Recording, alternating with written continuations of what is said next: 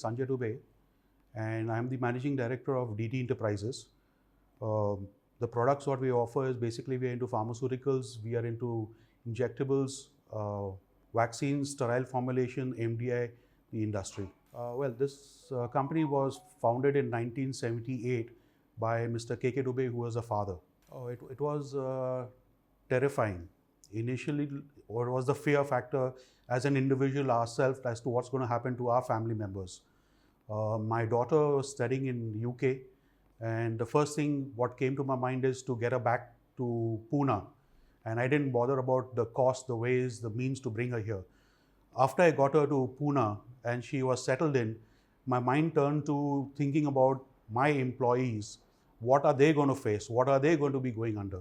And that's when I really started thinking as to what we can do for our people, which is also a family of our organization.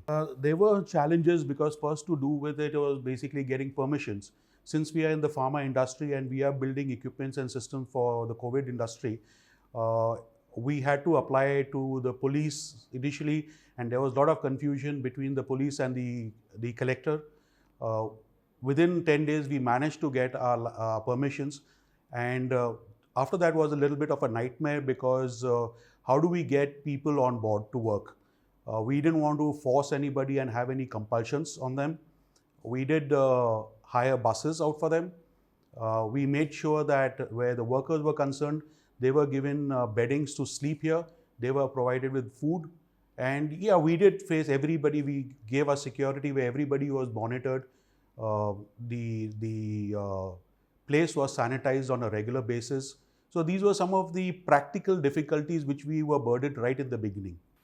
Changes in the business was, yes, there was a acute shortage of manpower because a lot of our people had already left for their native places, and to really plan it was difficult. And since we were manufacturing the COVID equipments by itself, which was under great demand, it became kind of a little difficult to coordinate those activities. That we found a little challenging aspect. We started getting people from the other industries, uh, again retraining these people. Financials, so of course, I mean, we are burdened with the financial insecurities because we never knew what our turnover would fall down to, where our cash flows would be moving to. Um, there were difficult times, but I could only say something was this was the time when everybody, including our customers, also helped us out to get over this temporary crisis. My employees, basically, I would say they were great. The first thing I would like to say is we dealt with them as humans. We understood their concerns, and we ensured that everybody's concerns were addressed, whether it was directly for their family needs or their relatives or individually themselves. No, nothing of this was planned. Everything was spontaneous because as we face different situations every day, so it took us maybe about a month to stabilize and be geared to what we need to do. Other than even basically also in training our people with all the do's and don'ts. Managing it was kind of little difficult, but yeah, we took everybody, including the management here, took great pride in ensuring that things went on as smooth as possible for people. Yeah, I mean, for our employees, we did appreciate some of the people. I would say 90% of the people, whether they were working out of home or they were working physically here by attending the office, everybody, those people were recognized because they did an amazing job during this tough and taunting period. Well, with the grace of God, we had the liquidity.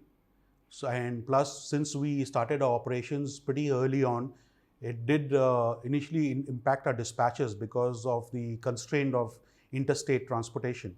But once that got cleared out, well, we were in a better position because even as I said earlier on, the customers also really helped us when they understood our concern where we were, and we were also given advance payments by them. And it was easy, it was kind of semi-easy for us to overtide this problem. Social work is basically, I always look at it as my people.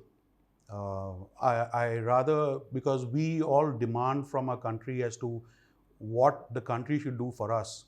but this is one time it came to us that is what we can contribute towards the nation. And I would say that the contribution from our side was making sure that the out-of-station workers who were staying here were given, provided, and their families were provided accommodation, they were given meals, and even to that effect, I mean, we made sure that we insured each and every employee of ours. Along with them, there were monthly tests which were carried out by us.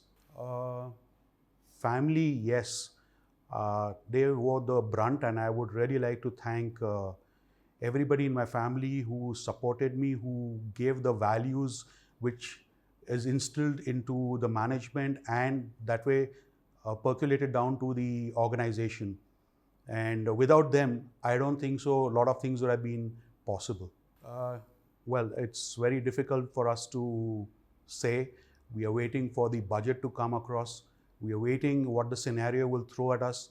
But yes, we do as a nation see a big opportunity where we all individuals can rise to the occasion, not only in terms of in compassion, but also in terms of everybody's growth, and try to cut down the disparity level between the rich and the poor.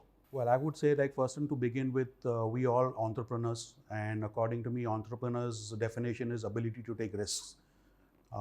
This was a period we went through which was risky, but rather than instead of shying away from it, I would say face it, because that not only strengthens your value, but also definitely motivates your team, which brings in loyalty with the millennium age people here.